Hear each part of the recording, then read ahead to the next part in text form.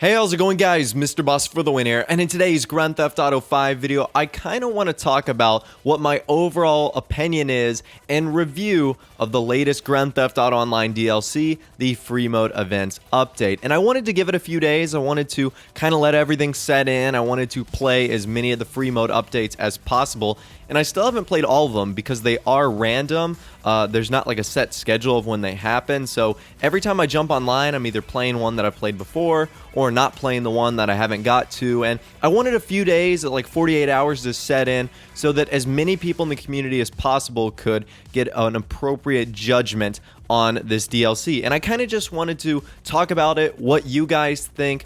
Do you like the DLC? Do you think it was worth it? Are you disappointed? I want to hear everything from you guys in the comment section. And in today's video, I'm going to be talking about the pros and cons. What do I think? And if I would like something very similar to it going forward. So with that out of the way, let's get it started. All right, so let's start with the pros of this update. The first one is that it is totally free. It's free in that it costs you nothing to download, and it's free as in the fact that there was nothing in this update that made me either A, go out and buy a shark card or grind missions to go get money. So that was nice. It was one DLC where I didn't have to worry about how much money I had in my Grand Theft Auto Online bank account, that I didn't have to shell out on expensive cars. So that in of itself was a nice break. Another pro is some of the missions or the free mode activities are actually pretty fun. Penned In is pretty exciting. I like that one. Hunt the Beast, Criminal Damage. Those seem to be like my top three that I really enjoy. I'll talk about some of the cons later, but some of the game modes are enjoyable, and I did have myself finding a lot of fun with those. And some of them actually last for a pretty long time too. Like Hunt the Beast can go 10 or 15 minutes, so you can really get lost in it and spend a good, half an hour doing a game mode. So I definitely think that is a benefit. I definitely think that is something that was really good. Another pro that I've noticed is that free mode lobbies seem to be more active. I don't know if this is just me, but before this update, I would hardly find full lobbies, and this still might be the DLC honeymoon hype,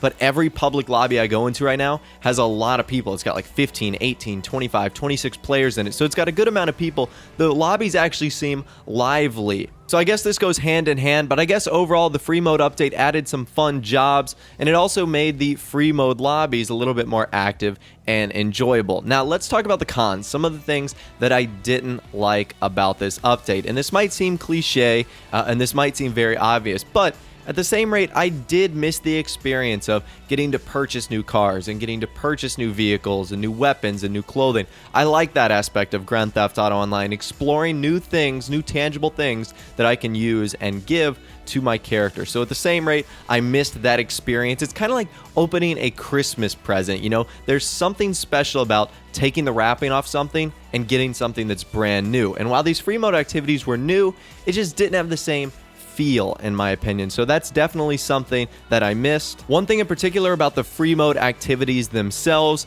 I know they're supposed to be random and I know they're supposed to occur every 12 minutes, but I like doing them, and oftentimes I find myself just trying to lobby hop or get into a lobby that's going to have an event starting soon.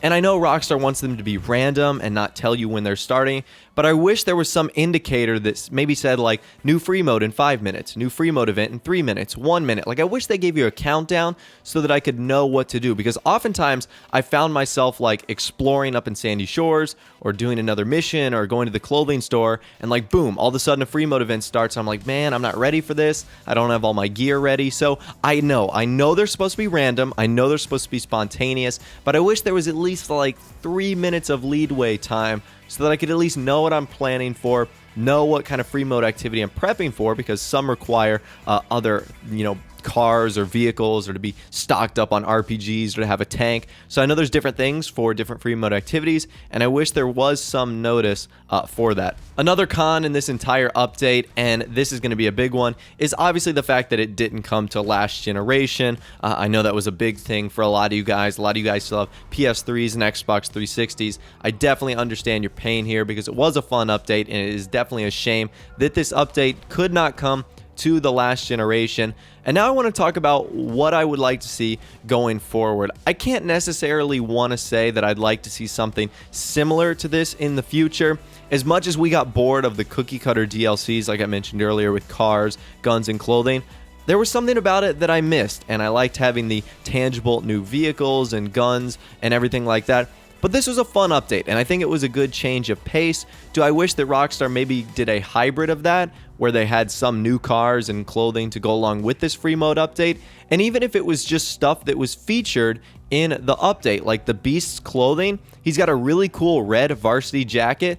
Why can't we get that in online? That would be awesome. So that would be a cool way to keep things intact with the Freemode update, but also still adding some cool, trinkets and knickknacks that we could still have in online to make the process worthwhile too. So I think that would have been a unique approach as well. Same with like the updating of the Pegasus vehicles. I know that there's one Freemode update that generates like a randomly spawned customized Pegasus vehicle. Come on, why can't we have that feature? You know how cool this update would have been if we could have been able to customize Pegasus vehicles? I've harped on that for way too long, but I'm not going to go into it anymore. But anyways, I would love to hear from you guys in the comments section down below on what you think of this. Did you enjoy the Freemode events update? Yes or no? If you did, tell me why. If you didn't, tell me why not. What would you have done differently? What DLCs do you want to see going forward? I would love to hear from you guys in the comments section down below. Once again, if you did go on to enjoy the video, a like rating would be awesome, so hit that thumbs up button. And of course, subscribe to my YouTube channel if you are new or you like daily Grand Theft Auto 5 videos like this. With out the way, guys, like I said, thanks for watching. Take care, and I'll see you guys in the next video.